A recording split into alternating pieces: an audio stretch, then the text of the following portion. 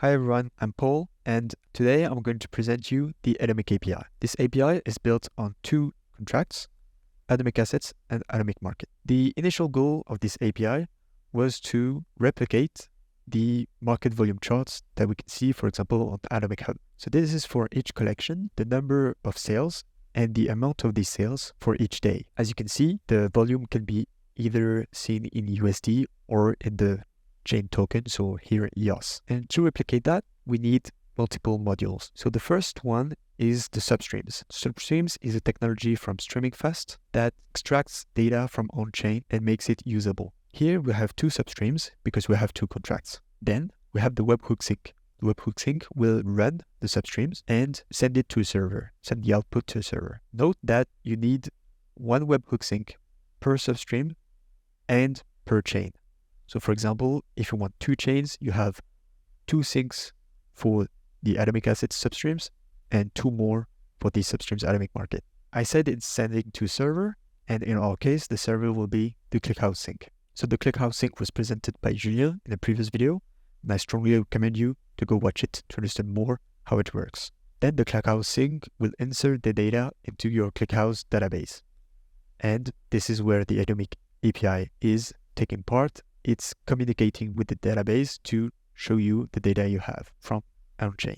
So now I dive deeper into the details of the parts I made, which are the substreams and the API. So as I said, the role of the substreams is to take the data from on-chain and make it usable for you. And for us, since we'll need to insert it into a database, we'll use the GraphOut module to provide entity changes that are typed from Streaming Fast. Here you can see on the right how it looks like for the assets of the Atomic Assets contract. So you have the template ID, the owner, and the collection name. Also, what you can do inside a substream is change a bit what the fields look like. For example, break down some fields into multiple parts. Moving on to the database, what you need in your database for this API to work is two tables to add, which are the sales from the Atomic Market contract and the assets for the Atomic Assets contract. So these two tables will allow you to query the sales and also filter them by the template ID, which is not originally present in the Atomic Market contract. Once we have this, we can use the API. Here's an example of the response you can get. So here we created the aggregate endpoint with a count of sale IDs.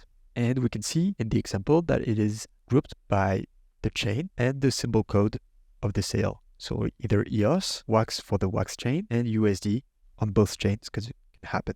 Now I'll just go to the demo. Here we are on the Swagger Docs, Swagger page, homepage of the API. And let's take a look at what we have. We have three endpoints to use, one for the health, monitoring, and the documentation. Let's start with the health one. This one allows you to just ping the database and make sure that your API is communicating with your ClickHouse DB. Here it's working, perfect.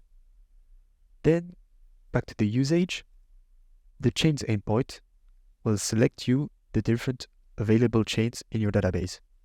We only have two here, so I just have a sample of data to show you this. Then moving on to the sales. This will be the endpoint where you can query sales with all their fields. You can see we have a big list of parameters that you can choose from to filter your desired sales. So let's start right away. Filter the sales for EOS on EOS chain of the collection Pomelo, and we'll have normal parameters. I think that's okay. Just the limit, say 3. Execute it. Okay. So we can see that we only have one sale in response. That's probably because that's all I have in my DB.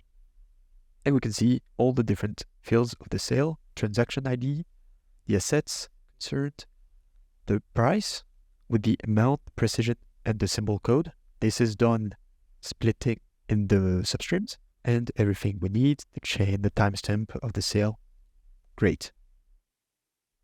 Now we move to the aggregation. This is the most interesting part for us, since it will be able to count the number of sales and the volume of the sales for each collection in still the objective of replicating the market volume charts. So here, for example, if we want the volume, just have to query the sum of the amounts, and we can select the collection, of course. So let's go for OnePlay Extra, for example. Okay, we execute it, and we see here on the EOS chain, for all the sales I have, it's that much.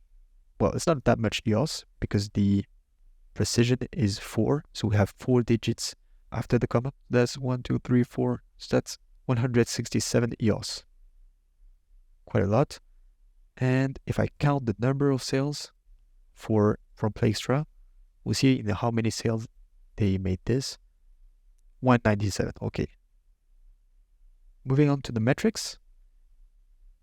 By querying this endpoint, you can see how many queries you made on each endpoint and how many errors you had. So here I had 0, and the number of rows you read, number of bytes. So this is really helpful to monitor your API and how it's getting used. I think we're done with the demo. So thank you for listening. Hope you enjoyed the video. Hope you learned a lot. And don't hesitate to go check the different repositories of each module, so you'll have more details on how to use them, how to make them use together, just like I showed you. And also the other videos of Pinax, of course. Understand more about substreams and what we can do with them. And yes, thank you for listening.